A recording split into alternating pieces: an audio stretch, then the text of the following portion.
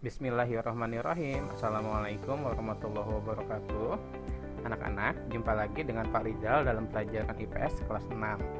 Hari ini kita akan membahas tentang penggunaan teknologi di bidang transportasi. Tetapi sebelumnya, kita simak dulu yuk tujuan pembelajarannya.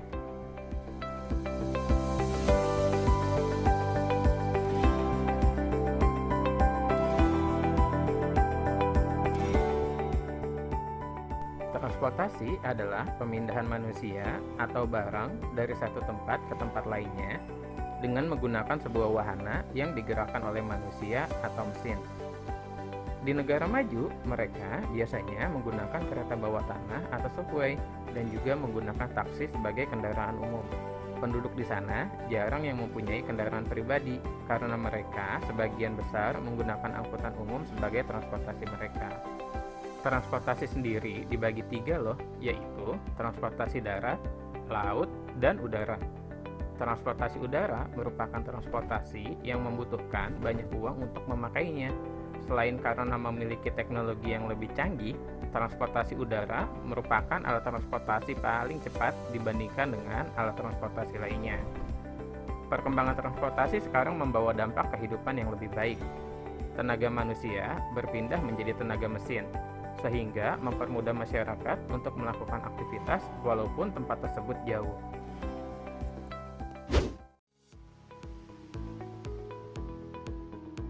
Masyarakat pada masa lalu menggunakan alat transportasi yang masih sederhana. Sebelum ditemukan mesin, alat transportasi seperti pedati, delman, dan kuda merupakan alat transportasi yang dijadikan andalan. Teknologi tersebut masih menggunakan tenaga hewan dan manusia. Kemampuan jelajahnya juga masih sangat terbatas dan memerlukan waktu yang lama. Sekarang, orang masih menggunakan alat transportasi tersebut, namun tidak menjadi alat utama. Seringkali, kuda dan delman digunakan sebagai sarana rekreasi saja. Sejak ditemukannya mesin uap, berkembang pula kendaraan bermesin lainnya. Alat transportasi bermesin seperti sepeda motor, mobil, kereta api merupakan alat transportasi yang modern. Dengan alat transportasi tersebut, jarak jauh dapat ditempuh dalam waktu yang sangat singkat. Selain untuk mengangkut barang, manusia yang memiliki mobilitas yang tinggi juga perlu bepergian. Kemudian diciptakanlah kendaraan yang selain cepat juga memberikan kenyamanan dalam perjalanan.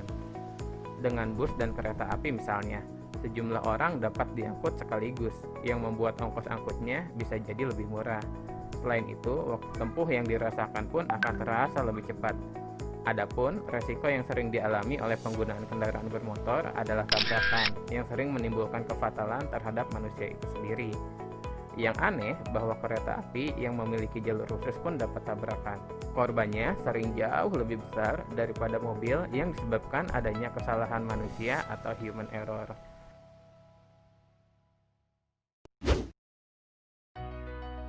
Masyarakat pada masa lalu menggunakan alat transportasi air seperti perahu dayung, rakit, dan perahu layar.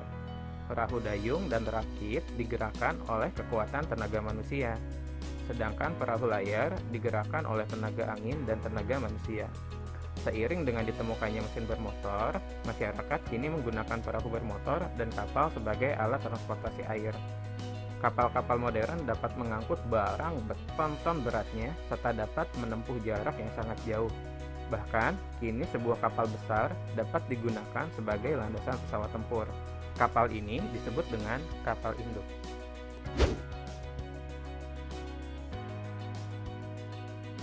Abbas Ibnu Firnas, seorang matematikawan, astronom, fisikawan, dan ahli penerbangan muslim dari abad ke-9, tercatat sebagai manusia pertama yang mengembangkan alat penerbangan dan sukses terbang. Ibnu Firnas berhasil terbang menggunakan glider, alat terbang sederhana yang dilengkapi sayap. Sementara itu, tak diragukan, Wright merupakan penemu dan penerbang pesawat terbang pertama. Alat terbang Ibnu Firnas memang masih sederhana, namun keberhasilan Ibnu Firnas menguji dan menerbangkan alat buatannya memberi inspirasi kepada ilmuwan-ilmuwan barat untuk mengembangkan pesawat. Sebelumnya, orang terbang menggunakan sebuah alat yang disebut dengan balon udara. Kemudian dikembangkanlah pesawat terbang yang digunakan untuk memudahkan manusia agar bisa pindah dari satu tempat ke tempat lain yang terhalang oleh perairan. Pada tahun 1995, Indonesia pernah mencatatkan prestasi yang membanggakan loh dalam bidang teknologi transportasi udara. Saat itu, tokoh Indonesia yang bernama Baharudin Yusuf Habibie atau yang biasa kita kenal dengan sebutan B.J. Habibie berhasil menciptakan N250 Gatot-Kaca yang kemudian nama ini disematkan kepada pesawat terbang pertama yang bisa diproduksi oleh Indonesia. Tentu saja, karya ini membuat nama Indonesia menjadi harum di mata dunia.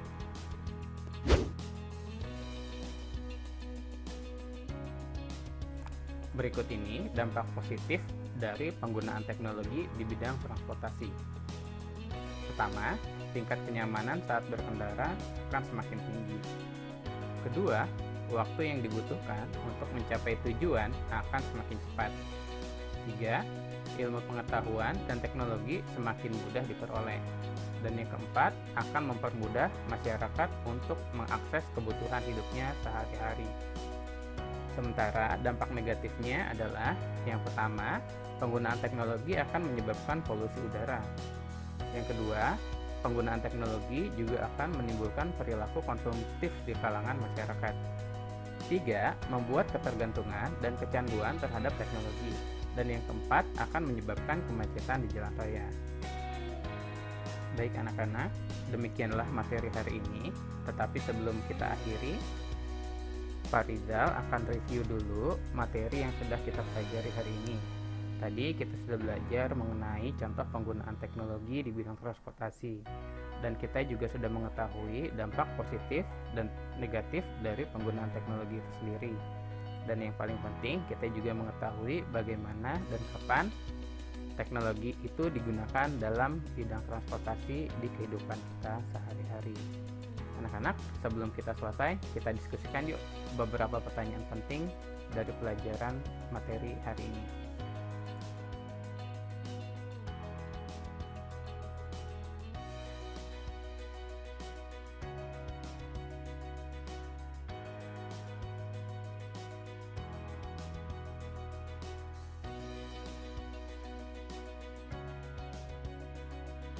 Penerapan teknologi di berbagai bidang memang membawa banyak manfaat. Akan tetapi, kita sebagai penggunanya harus bijak bagaimana teknologi itu bisa kita terapkan di berbagai bidang kehidupan. Sehingga teknologi yang kita gunakan tidak merugikan diri kita sendiri dan juga tidak merugikan orang lain. Terima kasih anak-anak, sampai jumpa di pertemuan berikutnya. Jika ada pertanyaan, silahkan tuliskan di kolom komentar atau silahkan tuliskan di kelas GCR kalian masing-masing ya. Assalamualaikum warahmatullahi wabarakatuh.